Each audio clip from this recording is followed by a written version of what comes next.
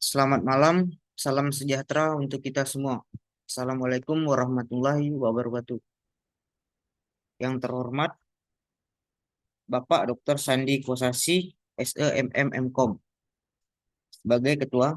Yang terhormat Bapak Budi Susilo, STMM sebagai Sekretaris. Yang terhormat Ibu Idewa Eka YSKOM MKOM sebagai Pembahas. Saya ingin mempresentasikan hasil bahan outline saya yang berjudul Sistem e-marketplace pada toko mandiri elektronik. Nama saya Muhammad Rizky Fadilah dengan NIM 19 11 03 564.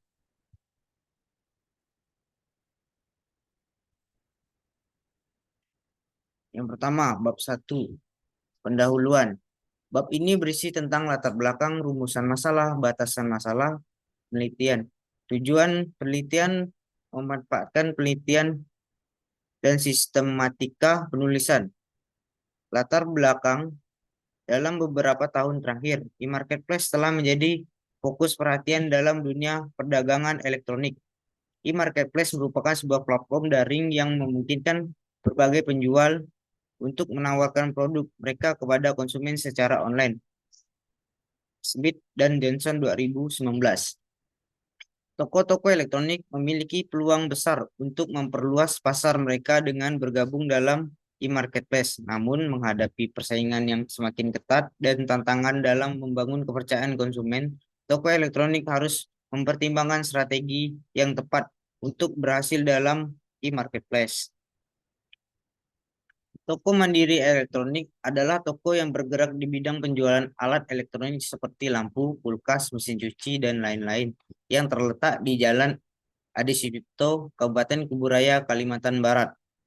Toko mandiri elektronik melakukan proses penjualan yang sederhana, di mana proses penjualan masih dilakukan dengan mengandalkan interaksi konsumen secara langsung dan penjualan melalui sosial media.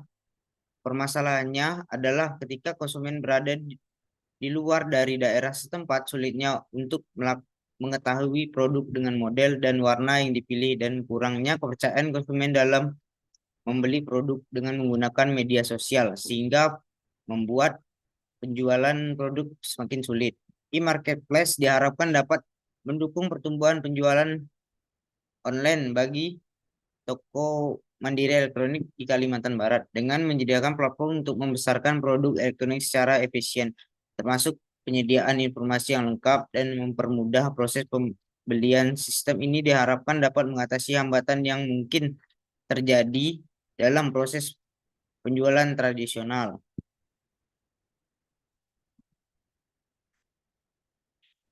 Permasalahan, adapun permasalahannya yang dihadapi adalah bagaimana menghasilkan rancangan sistem e-marketplace pada toko mandiri elektronik. Batasan masalah.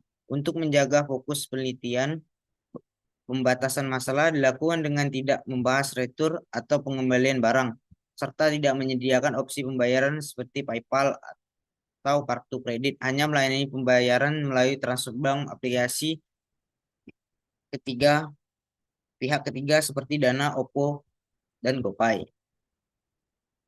Ruang lingkup penelitian. Penulis akan merancang mengenai website e-marketplace penjualan produk.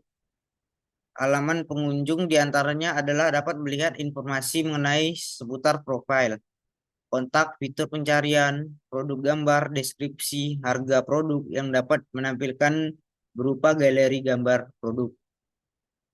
Fitur utama terdapat filter harga dan model produk dapat mempermudah konsumen mencari kisaran harga yang diinginkan karena kesulitan mencari harga yang sesuai dengan konsumen.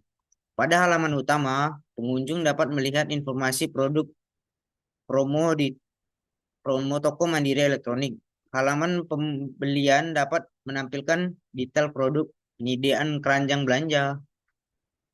Penelitian ini menggunakan desain Sense Research atau DSR. Metode penelitian design research adalah suatu metode penelitian yang bertujuan untuk membuat produk yang baru atau artifacts. Dan pengujinya adalah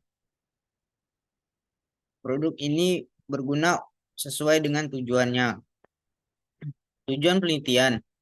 Penelitian ini memiliki tujuan yaitu perancangan e-marketplace pada toko mandiri elektronik sehingga website toko mandiri elektronik kelak menjadikan fitur yang dapat dipergunakan bagi konsumen untuk memesan kebutuhan alat elektronik pada toko mandiri elektronik dan dapat memberi layanan yang lebih mudah, cepat dan praktis bagi pembeli untuk melakukan pembelian produk dan juga membantu toko mandiri elektronik dalam proses penjualan produk secara luas.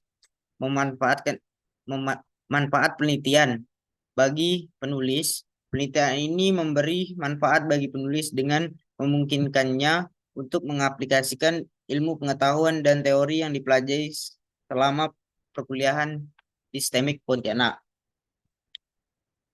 Bagi toko mandiri elektronik, manfaat yang diharapkan bagi toko mandiri elektronik pada penelitian ini adalah di mana perancangan website e-marketplace ini akan dapat memberikan peluang besar bagi toko mandiri elektronik untuk mendapat konsumen dan memberikan kemudahan dalam penyampaian informasi mengenai produk yang akan dijual sehingga informasi produk bagi konsumen.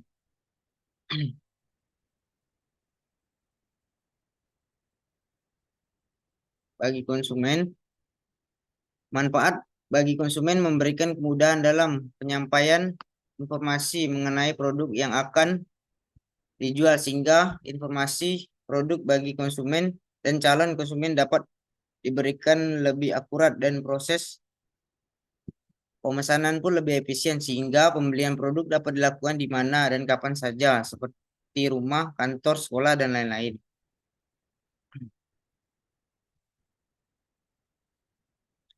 Bab 4. Metode penelitian. Bab ini menjelaskan bentuk penelitian, mendeskripsikan metode pengumpulan data, teknik pengumpulan data, variabel penelitian, metode analisis dan pemodelan serta alat-alat sistem pemodelan. Adapun menjadi subbab dari bab ini adalah bentuk penelitian, metode pengumpulan data, teknik pengumpulan data, instrumen dan variabel penelitian, metode analisis dan perancangan, dan alat analisis dan perancangan.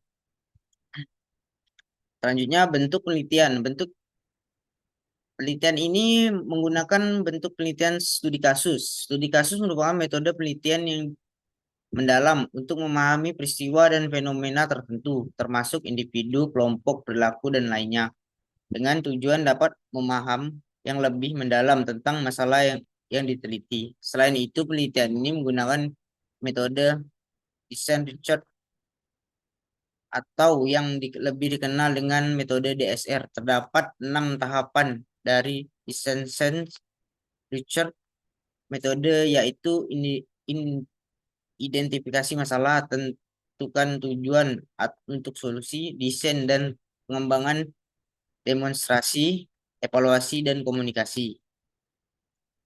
Selanjutnya, ini contoh gambar dari ke-6 langkah-langkah pada DSR.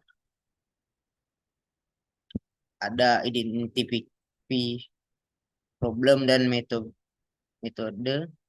defense objective solution, design development, demonstration, evaluation, dan communication.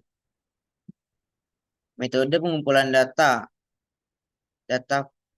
primer. Data primer yang diperoleh berupa jumlah produksi, waktu produksi, biaya produksi, efisiensi produksi, pengeluaran, waktu pengiriman.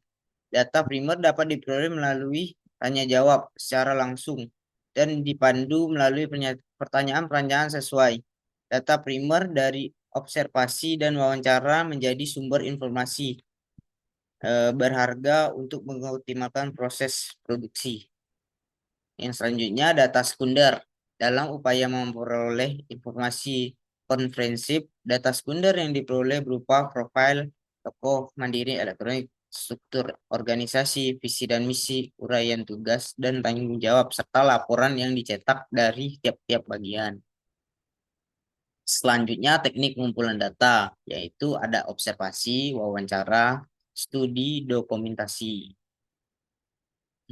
Selanjutnya instrumen dan variabel penelitian, yaitu instrumen yang digunakan ada berbagai jenis ketika melakukan wawancara dan observasi. Ketika melakukan wawancara, alat yang digunakan berupa smartphone sebagai alat mendokumentasi hasil jawaban dari narasumber, kemudian alat tulis dan kertas digunakan untuk menggambar berupa sketsa dari struktur organisasi dan produser penjualan.